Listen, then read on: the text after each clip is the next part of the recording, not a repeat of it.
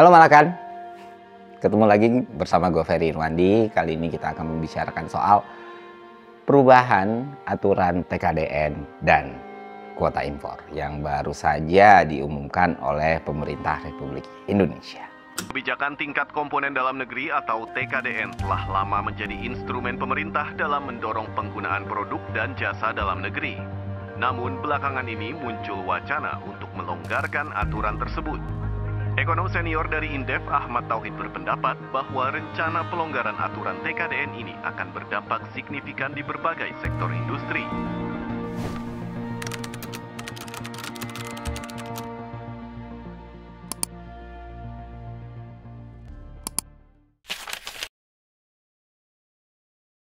Jadi kemarin waktu Presiden bilang dia akan mengubah tarif impor, dia juga akan mengubah aturan TKDN, banyak orang yang menginformasikan ke gua, nge-DM, komen dan lain sebagainya. Kurang lebih ya mereka bilang, wah bang pemerintah lagi ngaco nih, nggak pernah nggak ngaco gitu kan. Masa sekarang aturan TKDN-nya mau diubah, kuota impornya mau diubah, ini kan akan menyengsarakan pengusaha lokal dan petani lokal. Ayo bang, lu lawan lagi bang, dan lain sebagainya. Terus gue jawab, enggak kok, kalau dua aturan ini gue setuju. Loh, bukannya lu oposisi bang, bukannya setiap kebijakan pemerintah lu kritik gitu. Enggak gitu, karena gue nggak punya kepentingan apapun, kecuali gue sekarang politisi atau gue punya satu campaign atau gue punya satu tujuan, maka gue akan melakukan hal-hal demikian. Tapi gue nggak ada urusan sama hal kayak gitu ya. Baik kita bilang baik, buruk ya kita bilang buruk. Kalau buruk wajib kita kritisi, kalau itu bagus ya nggak wajib diapresiasi juga. Tapi jangan sampai nih, karena kita mau ngejar cloud, kita ngejar engagement, kita mau orang-orang makin mendukung kita, akhirnya hal yang tadi gue bilang sebenarnya tidak buruk, kita buat jadi buruk, cuman untuk engagement, applause, dan lain sebagainya. Dan gue menghindari hal-hal seperti itu, karena gue belajar untuk menjadi seorang akademisi. Dan itu tujuan gue ke depan kan, benar-benar jadi seorang akademisi. Artinya, apa yang gue pahami soal akademisi adalah politisi sangat mungkin berbohong, tapi dia nggak boleh sama sekali salah. Karena dia salah, dia bakal kalah gitu. Sementara seorang pakar atau seorang akademisi, dia bisa saja salah, tapi dia sama sekali tidak boleh berbohong. Jadi spiritnya begitu. Nah sekarang pertanyaannya, apa alasan yang mendasari gue sepakat dalam penyesuaian kebijakan TKDN ataupun kuota impor? Di sini bakal kita bahas secara sederhana dengan bahasa baik.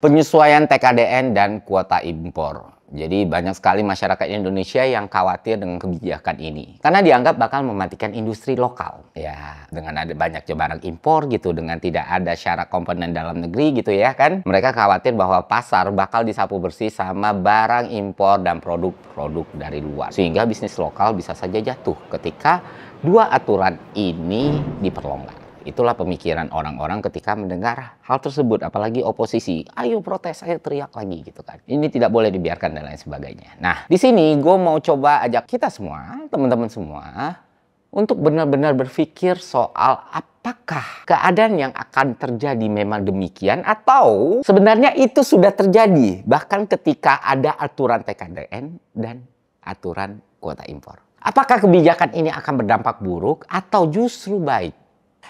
Dan beberapa hal lain yang gue pikir harus kita bahas.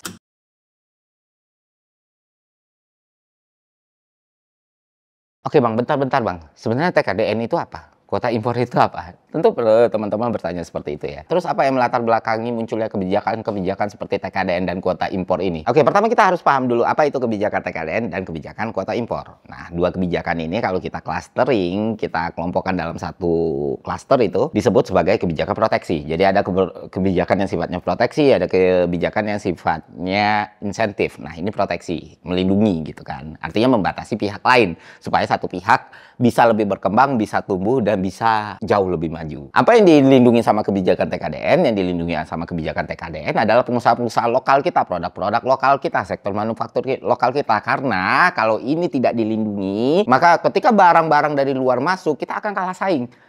Kok bisa kita kalah saing? Bukannya SDM kita bagus? Iya, SDM kita bagus, tapi kita harus realistis melihat keadaan dunia sebenarnya. Bagaimana kemampuan produksi mereka udah jauh meninggalkan kita, sementara kita masih develop, mereka udah dapat cuan, udah dapat gain, udah besar sekali industrinya. Jadi kalau dibiarin nih, ya kan, kalau dibiarin produk-produk impor masuk, nanti produk kita kalah saing. Itulah kenapa harus ada kebijakan TKDN ini. Artinya kalau ada produk yang masuk ke Indonesia harus ada komponen dalam negerinya. Dan itu naik tuh dari 14% sampai 40%. Supaya lebih banyak menggunakan barang-barang di dalam negeri. Wah, spiritnya bagus sekali dan gue sangat setuju dengan semangat serta tujuan kebijakan tersebut. Nah, kalau kuota impor gimana Bang? Semangat dan spiritnya juga sama persis. Jadi negara-negara di luar itu dibatasi kuotanya ketika dia mau masuk ke Indonesia. Agak unik memang karena biasa kan tarif ya. Yang diatur ini kuotanya. Sehingga beras kita, daging sapi kita, ataupun hasil dari petani kita, peternak kita itu bisa lebih berkembang lagi, bisa bersaing lebih enak lagi tanpa harus ketakutan produk mereka dikalahkan sama produk-produk luar. Itulah dibuat kebijakan kuota impor. Jadi mau TKDN mau kuota impor itu dua kebijakan yang benar-benar mantap secara teori. Itu secara teori. Bagaimana dengan realitasnya? Ternyata realitasnya sangat-sangat berbeda. Ya, kebijakan ini akhirnya menghasilkan dua hal nih. Pertama, konsumen atau masyarakat Indonesia tidak bisa mendapatkan barang terbaik dengan harga yang paling baik. Kedua, pihak-pihak yang ternyata pihak-pihak yang ingin dilindungi, pihak-pihak yang memang katanya pengen dimajukan, ternyata sampai sekarang sejak kebijakan itu dibuat dari zaman Orde Baru misalnya ya, kayak kuota impor itu atau TKDN gitu yang terus naik gitu ya, ternyata juga gagal membuat industri kita berkembang atau petani-petani kita sejahtera atau industrinya hidup, ekosistemnya hidup. Enggak, seperti yang kita lihat.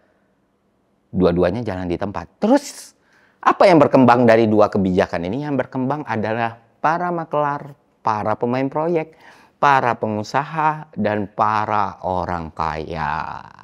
Dan ya, ini baru bisa lu pahami dan baru bisa lu lihat ketika lu benar-benar nyemplung ke industrinya atau lu benar-benar nyemplung ke urusan pertanian, peternakan, dan lain sebagainya. Kenapa demikian? Karena ketika semua barang impor itu dibatasi, baik melalui TKDN dan kuota impor, industri lokal dan petaninya tidak disupport apapun. Ya, barang dari luar diproteksi, tapi barang dari kita tidak didorong, tidak diberikan insentif, tidak diberikan kemudahan. Akhirnya apa? Akhirnya pemenuhan pasar itu tidak berjalan dengan normal. Kita mendapati harga mahal dengan barang yang buruk. Itulah yang terjadi di masyarakat sekarang.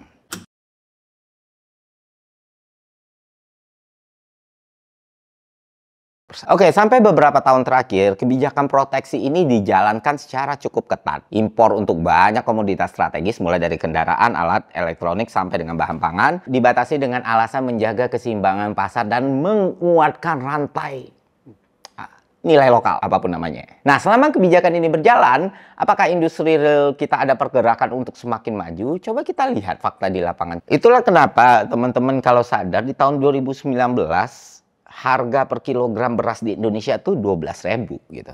Tapi ketika kita lihat harga global, kita akan terkejut sekali. Kenapa demikian? Karena harga di pasar global ternyata cuma 6.000. Jadi masyarakat Indonesia mendapatkan harga 2 kali lipat dari harga standar di pasar global. Penyebabnya ya salah satunya kuota impor.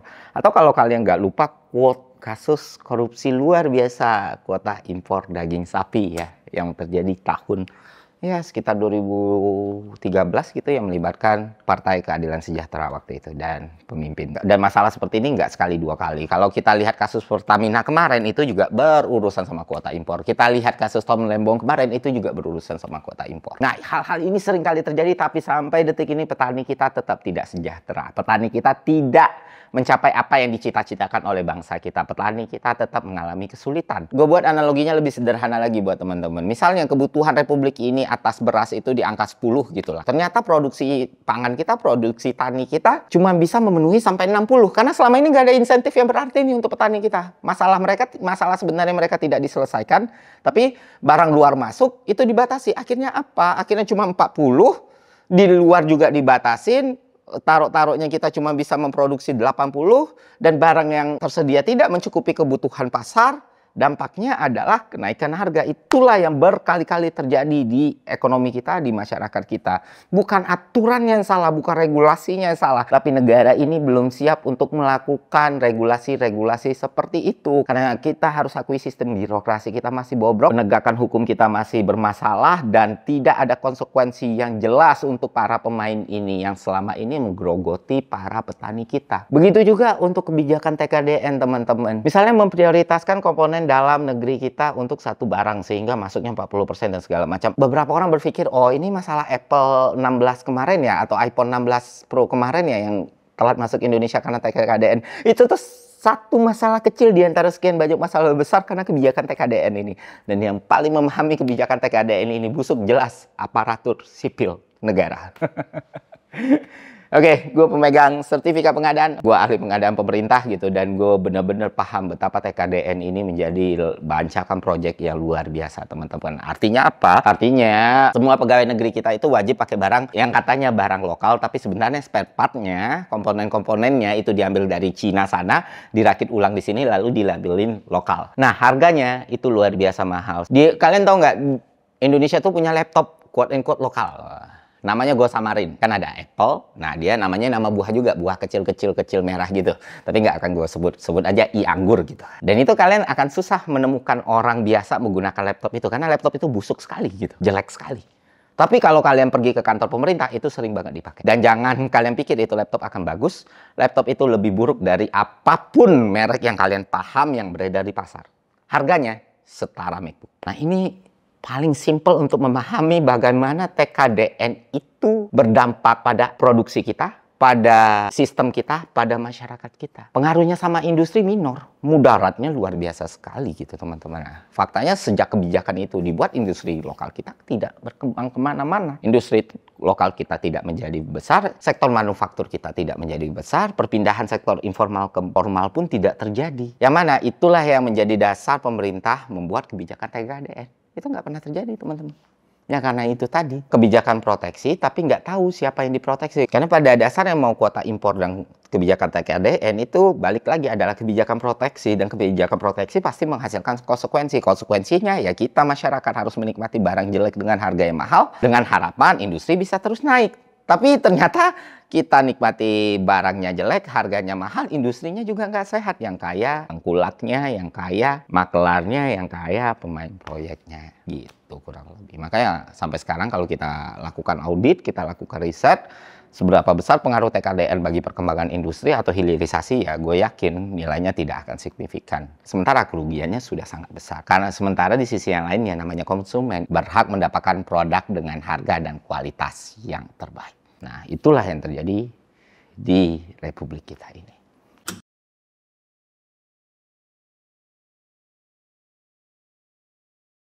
Jadi ketika dibilang, wah takutnya kalau kebijakan ini dibuat akan menyengsarakan petani lokal, akan membuat petani lokal kita tidak sejahtera, akan membuat industri kita tidak berkembang, industri lokal kita akan mati kalau ini nanti dilepas. Mari tolak keputusan pemerintah untuk melakukan perubahan kebijakan TKDN dan kuota impor. Nah, gue nggak bisa sepakat dengan itu.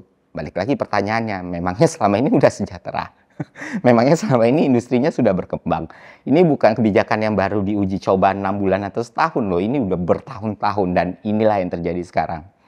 Kalau memang kita bisa menyediakan sedikit waktu untuk berpikir ulang, mungkin kita akan melihat bigger picture ya. Kita butuh sesuatu yang lain ketimbang hal ini. Nah, kalau menurut gue pribadi ya, ketimbang kita mempertahankan kebijakan TKDN yang ada atau kuota impor yang ada, lebih baik kita melakukan penyesuaian atas dua kebijakan tersebut. Karena salah juga kalau kita losin semuanya, ya jelas industri kita belum siap. Sementara ketika kita mau memberikan insentif bagi petani atau bagi industri lokal kita, itu juga nggak jadi win-win solution. Karena seberapa besar insentif yang harus kita butuhkan saat ini kalau semuanya itu kita lepas begitu aja. Dan nggak bagus juga sebenarnya. Tapi memang harus dilonggarkan dan harus dibikin fleksibel sendiri. Sehingga keadilan pasar itu benar-benar terjadi. Dan ketika keadilan pasar itu terjadi, mau nggak mau, penyimpangan atas regulasi itu bisa diminimalisir. Artinya kalau memang kita menginginkan industri lokal kita berkembang, produk lokal kita berkembang, maka biarkan market yang membuat kualitas dari produk itu menyesuaikan dengan keadaan dan kompetisi yang ada, dengan catatan kompetisinya harus berjalan dengan sehat gitu. Jangan malah kuotanya dibatasin, ininya tidak diberi insentif, terus akhirnya apa? Akhirnya yang memanfaatkan ya tengkulak dan makelar lagi. Itulah yang terjadi di Republik ini sekarang. Jadi industri lokalnya tetap kita bekelin, petaninya tetap kita bekelin, kuota impornya kita longgarin, TKDN-nya kita longgarin sampai benar-benar mencapai kesempurnaan market ini tadi. Seburuk-buruknya free market, seburuk-buruknya pasar bebas, lebih buruk lagi pasar bebas yang dikondisikan. Itulah yang diharapkan sebuah sistem yang bernama kapitalisme. Kapitalisme tidak pernah menghendaki kebebasan yang benar-benar adil. Kapitalisme selalu menghendaki kebebasan yang dikondisikan, seperti yang terjadi di Indonesia sekarang. Jadi sebenarnya para kamera kesayangan kita, para teman-teman leftis kita, coba dipikir dulu gitu loh. Jangan based on teori doang nih. Kalau lu sesekali ketemulah sama Bu Neneng gitu ya. Atau lu lihat ke petaninya, atau lu lihat ke industri lokal. Tapi kata Karl Marx, Bang, dalam manifesto, enggak gitu.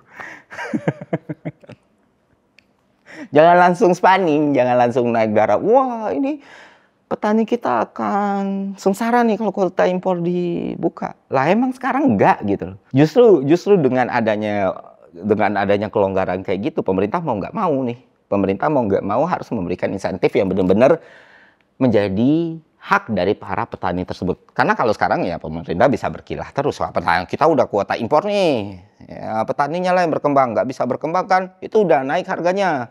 Masa masih susah juga gitu. Kalau ini udah kelar nih di sini, tinggal urusan-urusan tengkulak nih, urusan sistem nih, urusan edukasinya nih, urusan marketnya yang harus diberesin pemerintah. Kalau enggak, pemerintah akan terus berlindung di sini, teman-teman. Itu yang harus kita pahami bersama. Tapi apakah ini tidak beresiko, Bang? Apakah ada contoh nyatanya kalau kebijakan ini bisa tidak akan berdampak buruk sesuai dengan apa yang kita pikirkan? Ya ada. Contohnya Thailand dan Vietnam. Di Thailand dan Vietnam nggak ada tuh aturan-aturan kayak gitu, tapi petaninya berkembang, industrinya juga berkembang. Karena akhirnya mau nggak mau pemerintah dihadapi keadaan kalau mereka tidak memberikan insentif yang memang menjadi tugas dan tanggung jawab mereka, maka semuanya itu akan terlihat. Petani lokal akan mati, industri lokal akan mati. Dan kalau industri dan petani lokal akan mati, itu akan melemahkan daya tawar dan posisi politik mereka ya. Mau nggak mau kebijakannya akhirnya bersifat insentif. Ini kayak, lu ngerti nggak sih? Berkali-kali gue bilang, kayak ganjil genap, tau nggak sih? Kebijakan ganjil genap di Jakarta gitu loh. Kebijakannya dibuat nih, tapi fasilitasnya nggak ada. Hasilnya apa? Hasilnya orang beli 2 mobil, 3 mobil, atau 4 mobil. Terus dibikin kemudahan untuk mobil EV. Akhirnya orang beli mobil EV. Dan siapa yang diuntungkan dengan kebijakan ganjil genap ini? Apakah kualitas udara kita jadi lebih baik? Tidak. Apakah masyarakat kita jadi lebih banyak menggunakan transportasi publik? Tidak, karena tidak bertambah. Apakah orang-orang jadi jalan kaki? Tidak. Apakah orang-orang tetap mengalami kemacetan? Tetap. Lalu siapa yang diuntungkan? Adalah para produsen mobil, pengusaha mobil listrik, dan orang-orang yang jual beli mobil. Karena ya kebutuhan mobil jadi meningkat sejak kebijakan ganjil genap dibuat. Nah, inilah kebiasaan pemerintah kita dalam membuat aturan gitu loh, termasuk TKDN dan kuota impor ini. Itulah kenapa gue bilang gue sangat-sangat setuju kalau kebijakan ini dikaji ulang dan diubah. Tapi gue nggak setuju kalau itu dilepas total, karena kita belum siap untuk melepas total itu. Artinya industri dan petani kita harus dibekalin. Tapi kalau dibiarkan seperti ini, maka oknum yang bermasalah ini akan semakin punya ruang untuk bermain. Dan itu yang kita hindari. Oke, itu aja bahasa bayi kali ini. Semoga bermanfaat. Sampai jumpa di bahasa bayi selanjutnya. See ya.